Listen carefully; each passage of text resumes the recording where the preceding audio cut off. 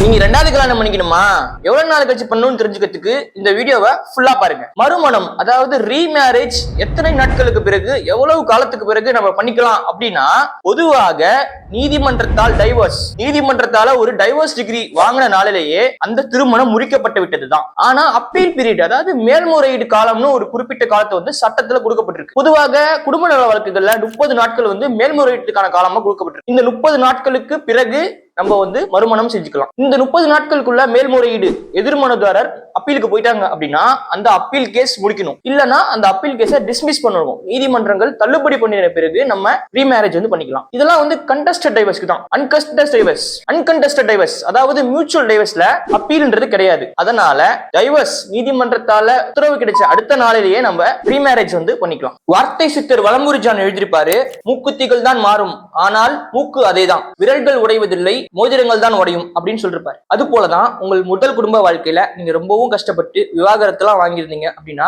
ஒரு குறிப்பிட்ட காலத்திற்கு பிறகு மறுமணம் ரீமேரேஜ்ன்றத கண்டிப்பா பண்ணி. All the glitter is not a gold. அது போலதான் முதலாக வந்த குடும்ப வாழ்க்கை ஒரு தவறான நபர் கூட தவறான பாதையில போயிருக்கு. அதையே காரணமாக வைத்து உங்களோட வாழ்க்கையை நீங்க முடக்க கூடாது. சமூகம் என்ன சொல்லும், சொசைட்டி என்ன சொல்லும், அதெல்லாம் செகண்டரி தான். உங்களோட சந்தோஷம் தான், உங்களின் மகிழ்ச்சி தான் முதன்மையானது. அதனால கல்யாணத்தை ரீமேரேஜ் நிச்சயமா நீங்க பண்ணிக்கணும். கல்யாணத்துக்கு ரீமேரேஜுக்கு ஒரு வயது என்பது தடையே கிடையாது. Age is just a number தான் இல்லையா? குடும்ப வாழ்க்கையால ரொம்பவும் கஷ்டப்பட்ட உங்க நண்பர்களுக்கு, உறவினர்களுக்கு இந்த காணொலியை வந்து பகிர்ந்துக்கோங்க. சட்டம் தொடர்பான உங்கள் அனைத்து கேள்விகளும் வரவேற்கப்படுகிறது. கமெண்ட் பாக்ஸ்ல போடுங்க, பின்னூட்டத்தில் பகிருங்க. இல்லைன்னா நேரடியாகவே எனக்கு நீங்க தொடர்பு கொண்டு மெசேஜ் பண்ணி நீங்க வந்து எனக்கு கேட்கலாம். நிறைய பேர் என்னோட நம்பர் கிட்ட இருந்தீங்க, எனக்கு பிரைவேட்டா மெசேஜ் பண்ணுங்க, நான் உங்களுக்கு என்னோட எண்ணை வந்து கொடுக்குறேன்.